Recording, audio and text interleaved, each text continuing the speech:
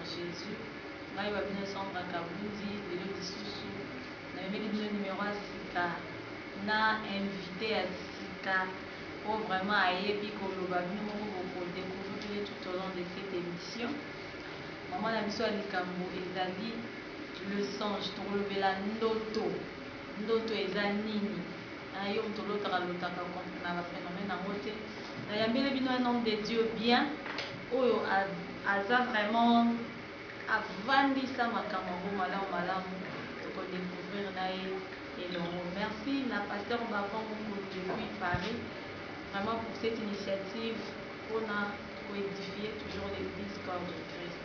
Bonjour papa. Bonjour maman Sandra Kabunji. Kalamingi papa, bonne année. Bonne année Pédario, Nicolas. Vraiment, les lots, on a plateau la mission pour la première fois. Parfum de bonne odeur pour Jésus, parce que vous allez aux anani et puis aux salatani. Ngai na bingam na Congo ya pasteur François Ndumbi Tchakampa, naza pasteur responsable et pasteur principal et église centre évangélique le mis à part, centre d'entraînement du champion au Ezouami à Kinshasa, plus précisément dans la commune à Lingwala, Navni Kato 295. Voilà ma présentation. Je suis marié, père de 5 enfants. Wow. Voilà. Pasteur, donc, ton amboka, c'est la Bible, le bar remplissez la terre, pour comprendre. Alors, papa, le lot lobela, au lobby, aux pasteur, responsable, toute sa spécialité, non, ni la carte de responsabilité, au Nzamba Pesayo, dans Maramouanzambe. Bon, le ministère Nzamba particularisé dans le mot, ils ont un ministère à parole. Nous sommes enseignants de la parole de Dieu. Alors, à Meki Kopé, ça a une particularité, tout vraiment par le sens fort, donc moi, spécialisation pour le discernement des songes. Le discernement et l'interprétation des songes. N'est-ce pas? Non seulement, on appelle ça discernement et interprétation des songes, mais par le Seigneur, on communique aussi aux enfants de Dieu la sagesse. Ndengeni okoki kolonga ndoto pour matérialiser ndoto amalamuto pour révoquer ndoto amabe, n'est-ce pas?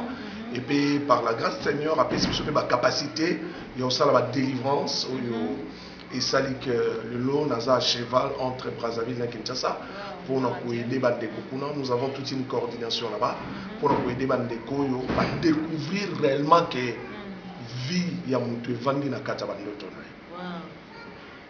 Ah oui, Abanjolo Bango Penda bien vu à monter vendre la casa bandoto nae. Yamboto comme kuna papa.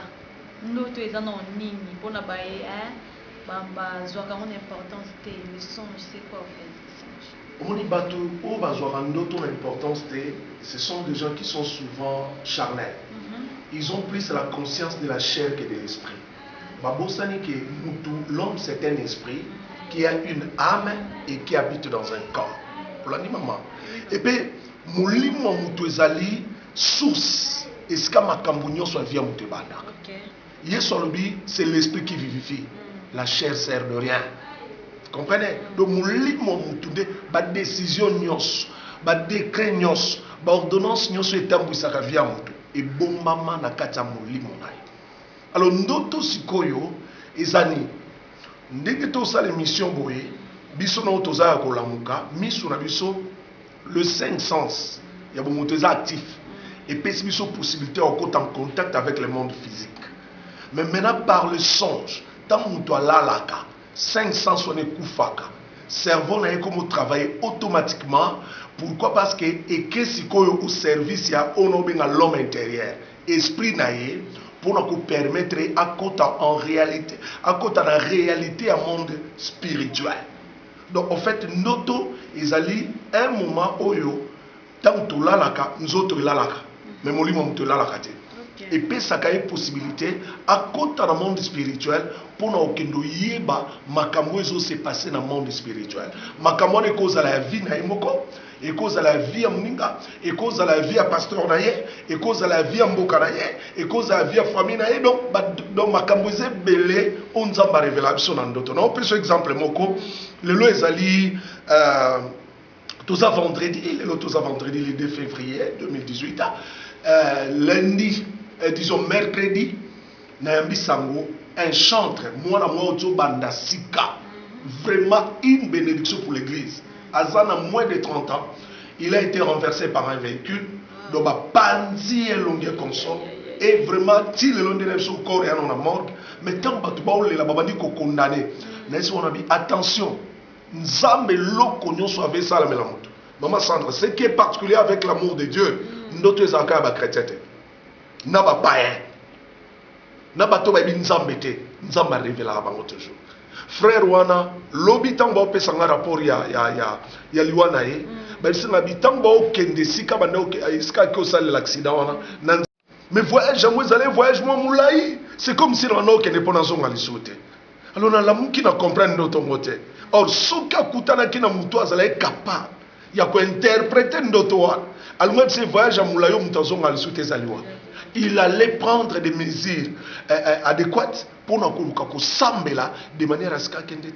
Mais tant que sambela qui Bible a révélé ça condamné, pourquoi n'est pas Nzambasala et Kate le quoi ça révélé qui est à condamner? Vraiment, maman Sandra n'a pas mouru question. Ils ont plongé dans la carte RR. Ce qui est révélé et condamné, ce n'est pas quelque chose qui est automatique. Comprenez? Je vais vous expliquer ça avant la côte sur la Bible.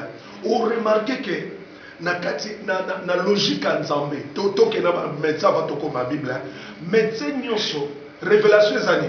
Et ça que maman Sandra Kabundi azo bela. Révélation ça que ba sali examen ba moni par exemple que ana malaria. Est-ce que yo nous s'entend ba moni ko ana malaria biki parce que va révéler ko ana malaria?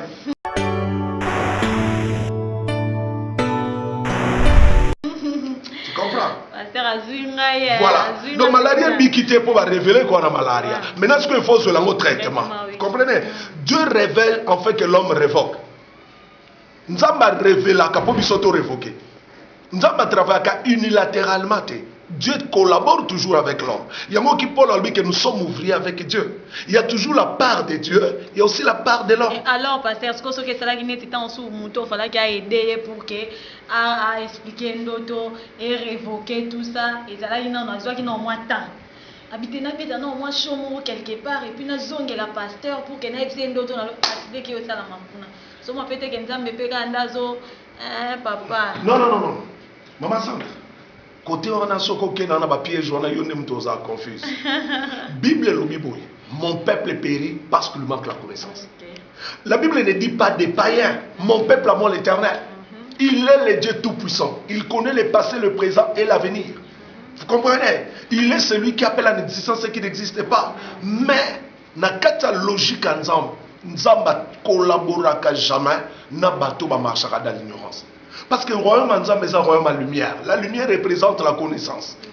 Même à Talélo, non, il se dit que les chrétiens sont plus piégés par l'ignorance que par les diables. Les chrétiens sont plus piégés par l'ignorance que par les démons. Et alors,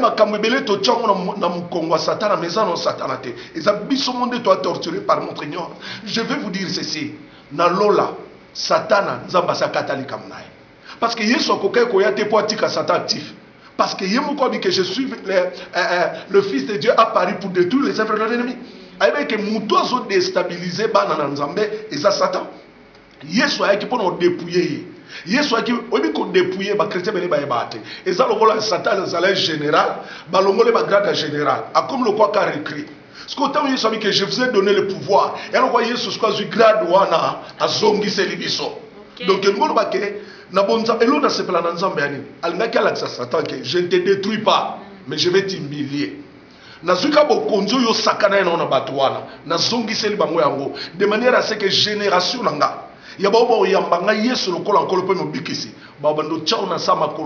tous les jours jusqu'à ce que je reviendrai. Papa, si tu as une sens, on a posé la question, je suis confuse, maman. Moi, je suis prêt. En tout cas, merci, papa. Est-ce que papa, pour nous, il faut à l'autre, bon, on l'a dit que c'est pour nous révéler, puis c'est déjà ma cambo et est-ce que la Bible, au peut s'habiller moins, comment dirais-je, appui mon biblique, nous autres penza, ils sont importants dans la vie à mon tout. Et révéler à mon tout sur l'appui biblique.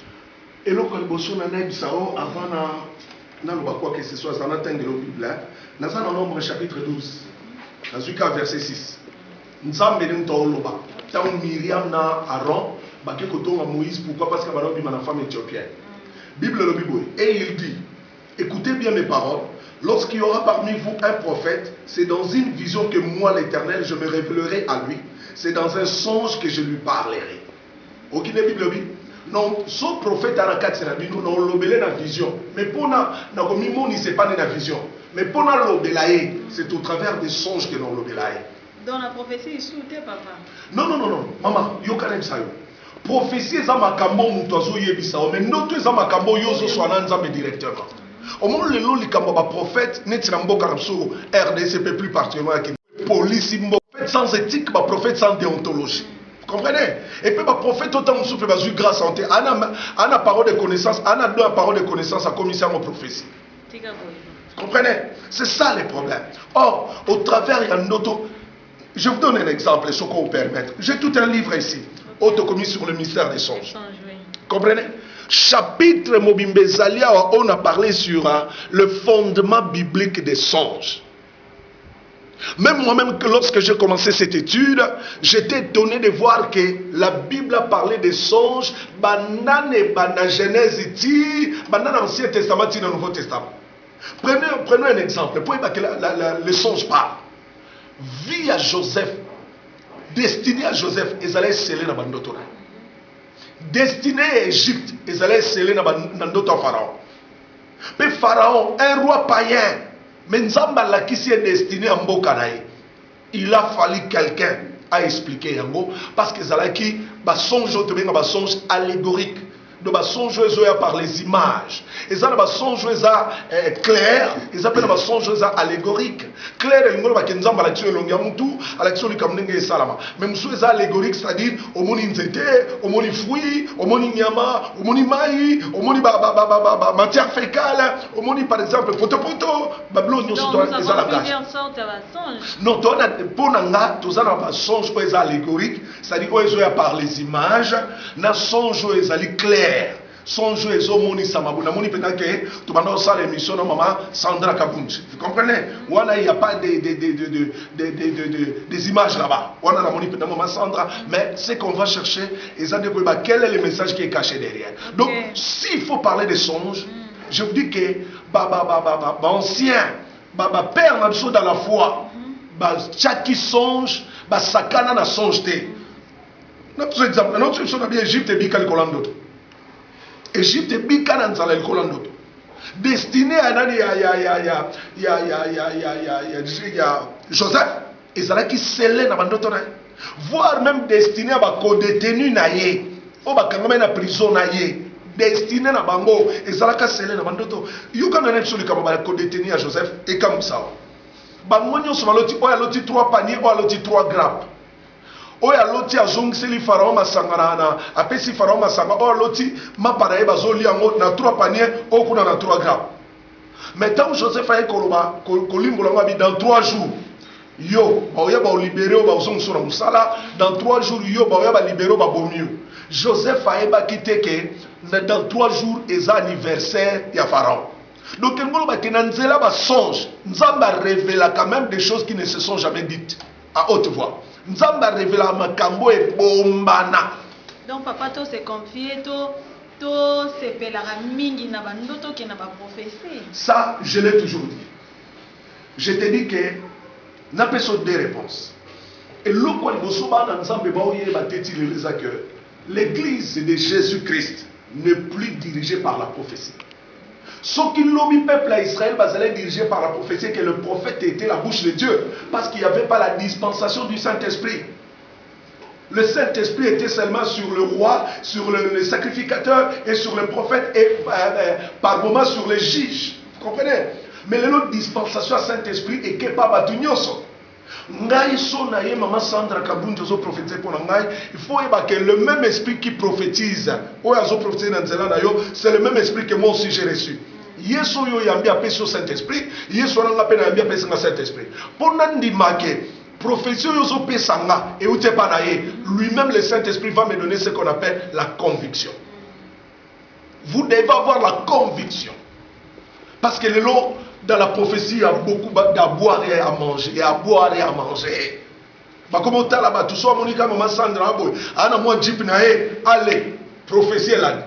Omono mono tombwami. Non, mono. Soba moninga na ina lipapa na ngai. Nazana elo vote. Et comme, yono mona kindo kia famille na bino et fosa kindo kia mubara. Poba yamba problème. Na pesu exemple. Ngana yamba kabatu moina absolument rien. J'estime que la personne qu'on peut voir facilement, c'est l'homme de Dieu. C'est l'homme de Dieu. Je ne sais pas comprendre. Le lieu comme il faut. Ngai, la seule personne au coup à la porte, Nanga bureau, c'est mon protocole. Il est là juste parce que Moussa Nzambe Salmana ordre. Il est là pour accompagner ordre d'arriver na bango, qu'on permettre baba kota bango nangai. So yo moninga mama Sandra to solo laissez-les. Aujourd'hui $10, $20, 10 euros, 20 euros pesingai. Je bénis le Seigneur, mais tu ne viens pas me voir moi na une condition. Je ne sais pas comprendre cela. Si tu ne m'as pas moi dans moi lui à ma bandoto boy. Au kaka interprétation bandoto. Droit d'entrée, $20. Mais on dit maman, ça sont des commerçants. Ce ne sont pas des serviteurs de Dieu, ce sont des commerçants. La Bible dit que vous avez reçu gratuitement, donné aussi gratuitement. Nambi maman moko, aza la première mari de nuit. Na moi na moi ça mukolo, moi na moi pas na moi. Ba la première mari de nuit et salanga ma ina misu. Tant na diagnostiqué bandoto na bango, na tellement que bana première mari de nuit, maman na moi na moi c'est na moi ba ko se concerter. Maman bengi moi na moi si. Ba solo tiesi. Na moni bango baye. Maman tu nga bi papa. Et pas pasteur intel. Donc tu kende na monga fula asenga kabiso $150 pour la délivrance. Tu me quand discuter andima na pas $620. Ce qu'on est pas non papa tu y en a combien? J'avais des larmes aux yeux. Nalobi mais l'église va où dans notre pays? Où va l'église? Si tu fais passer délivrance à Marie de nuit, maman à moi il faut pas payer ça $120. Et ceux qui n'ont rien. Jésus était l'ami des pauvres. Pour nous dire on a dimension on peut si basui. Ce qu'on va baser l'autre dans l'église, on va pas place. C'est quel genre de l'église que nous avons aujourd'hui? Même si à mon appel à mis sur la mission mais c'est maman, je ne vous demande absolument rien. La Bible dit que vous avez reçu gratuitement, donné aussi gratuitement. La seule chose on a dit si Dieu va vous bénir, apportez seulement vos actions de grâce. Non, non, non. Et comment tu as droit? Et comment action de grâce? Dans maman action de grâce, il y a un problème, il faut $50. Non, non, non. Il faut $50. Si on a boy, papa. Non, non, liste. Ce qui nazaraki na ebe quelque chose ya ngana peso liste ya mwana moko asambela na biswawa akenda omona prophétesse mo quelque part a pc liste ya makambo esengele sa délivrance na somba boy balola boy sala boy balola boy kende boy nyonso esali à peu près $450 yokana biso. Mais papa faut tout mon liste moi OK mon ami ça non wana il faut na ke lukango il faut na ke lukaliste wana na ebité ce que ça la kati ya carnet na matéya ce que ça la kati ya carnet na matéya je pense entre la carnet na matéya to na tona kati ba dossier na ngamo liste les ali na ba matiti mususu le son monika maman Sandra Oka no ça bande ko ngabo la ngai tout celui qui s'appelle prophète autika pa nzambete. Même Nathan Paul dans Acte chapitre 16 bango et ana mona mwasi moko a bande ko prophétiser par l'esprit de Python. Les lois ezana ba mbiku de belé ba komba prophète na ba prophétesse. Oyeba bango na ba jara ba pratique a bongo. Action de grâce ba déterminer ka montant. Nana ndeko mo aye na salle de délivrance Cécile. Ngai nem tu na fouter les transports. Lokola azalé na gère. Je n'aime pas parler de ces choses-là. Il n'avait rien. Non, le bango devant ma conscience et devant le Saint-Esprit qui est en moi. Papa, on a beaucoup mieux embrouillé. Parce que le bateau s'est confié dans la salle à Nzambi. Si quoi, biso moi étant Jogé Minoto, moi étant Jogé Minoto na kate etoé. Bible le Bible okoye ba bango na bambuma na bango. Au moins le problème est ça. Le lieu ça na domo ko biso ba pasteur. Ba pasteur ebele ba ko réactivant moteto ko activant te na kata ba Nzambe. Eza do ya discernement des esprits. Ya ngono moni che confusion na kati même ya pastoral na biso. Tozala ba pasteur sataniste. Tozala ba pasteur occultiste. Mais na kati ba église na mo pe ba ndimi baza pe ba zebele. Comment tu es habité par le Saint-Esprit? Tu peux être dirigé par quelqu'un qui ne sert pas le Dieu. Oyo Yambi, Jésus-Christ de Nazareth. Ok, pas pasteur au la Satan. Parce que tu n'as pas les dons de discernement des esprits. Si tu avais les dons de discernement des esprits, le Saint-Esprit t'aurait déjà annoncé que là, ce n'est pas ma place. Quelque part dans présent. Tosa et un abat oyo, bayan église orientée par le Saint-Esprit. Maman, c'est une insulte. Il y a aussi à l'église tout en sachant que tu es l'agent du diable. C'est une insulte à la croix. Comprenez? Le long des corps loba et un abato yo, ba melisa batu ba jima be. N'émission mon a salé na télé. Ba benganga moko me magangelanga. Oh comment déborder. On m'a dit moko ne pas ses alliés. Il y a du n'importe quoi au salama.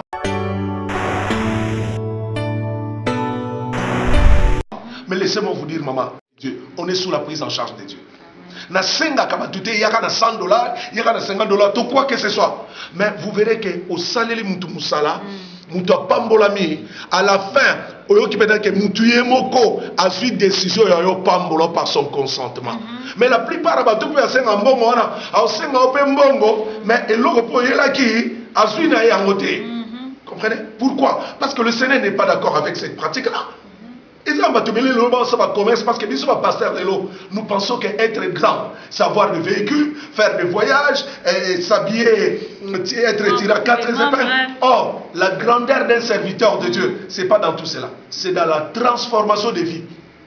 Grandeur à Moussa Lanzambe, il faut être capable de transformer ma vie. Or, d'après yo, tes vies à Moutevani Nandoto. Voilà. Transformation des Ndoto.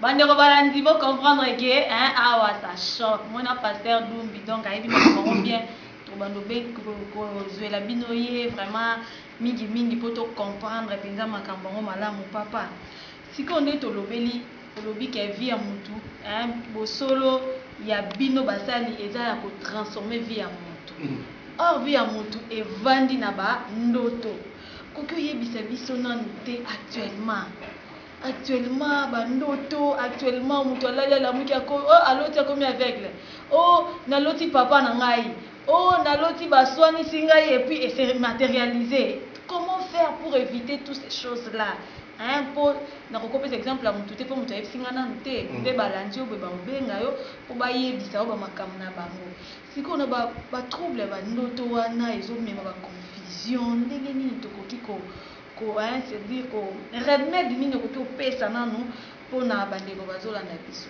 Nazana 3 interventions par rapport au cas Kambolobi. Il y a le besoin ça, je suis d'abord malheureux. Il y a eu il y a un bateau qui va vendre dans l'église des années avec des problèmes où ils ont torturé.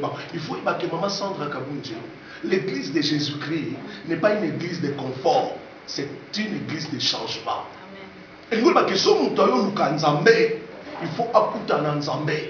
Le plus grand changement est via Moutou. Et dans le niveau de Moulimonaï. Oh là, maman. Je vais vous exemple là, on va donner cet enseignement fin de l'année. Maman Sandra, parce que bien que nous posé ma question, on a la réponse.